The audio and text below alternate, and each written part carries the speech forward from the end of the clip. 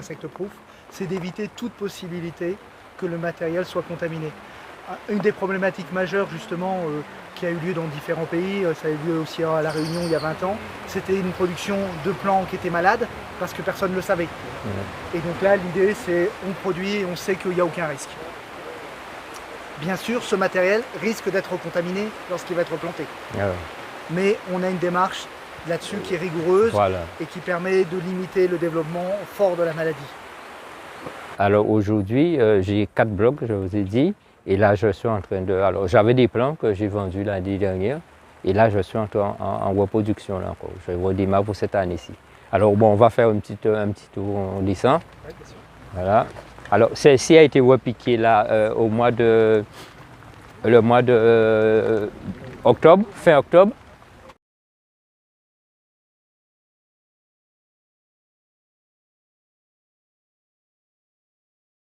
Donc c'est une parcelle d'évaluation de porte-greffe. Il y a la même parcelle qui a été plantée aussi chez un producteur à Baïf pour voir un peu en conditions justement réelles de production qu'est-ce que ça peut donner. Parce que là, bon, les arbres sont plantés ici au CIRAD, c'est une station expérimentale où il y a certains moyens qui sont disponibles.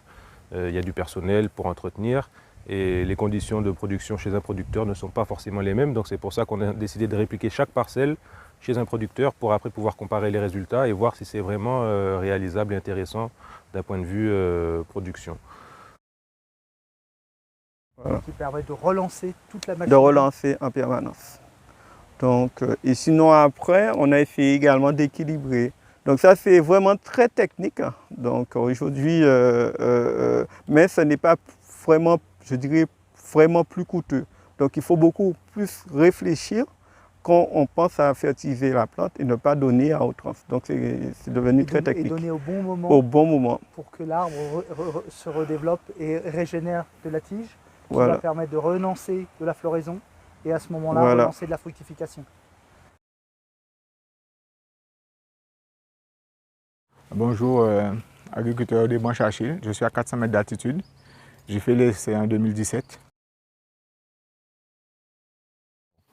Je trouve que c'est très encourageant. Très encourageant. Pourquoi? Ils ont rebondi assez vite. Parce qu'en 2012, on a été atteint. La maladie, c'était le ténèbre pour nous, les agriculteurs. Il n'y avait pas de solution. Et là, je vois que d'ici 2017, on a pu mettre en place ce verger-là.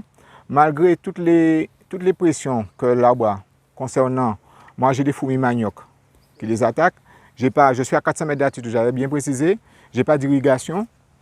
Et je vois que l'arbre résiste. L'arbre résiste. C'est vrai que j'ai eu des pertes. Ce n'est pas suivi parce qu'en tant qu'agriculteur, ce n'est pas suivi comme au CIRAD. Vous voyez, j'ai d'autres travails, j'ai d'autres récoltes. Mais je trouve que c'est très encourageant pour nous. Parce que j'avais des pomelos, des tangelos.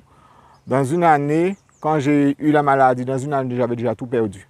Et là, malgré que l'arbre est atteint, avec toute la pression que je vous ai dit, parce qu'il y a la maladie de stress greening, il y a les fourmis manioc, il y a toujours les cochenilles, il y a tout ça. Et l'arbre est là toujours. Alors je me dis, bon, c'est vraiment quelque chose qu'on doit se pencher et approfondir.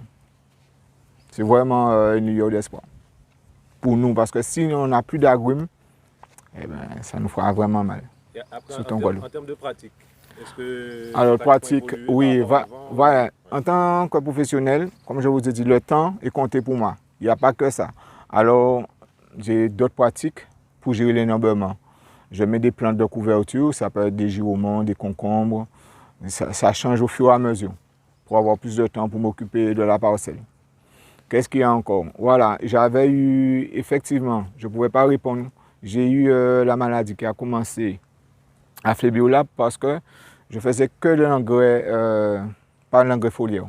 Et oui, passé me voir me disant ce serait bien de faire l'engrais foliaire aussi. Et je vois tout de suite la différence. Voilà. Ça permet de s'améliorer. On n'est pas encore prêt, mais on est pour moi sur la bonne route. Il y a beaucoup d'espoir, ça s'améliore. Les connaissances, les techniques, comme il y a un échange entre nous, ça va sur la bonne voie.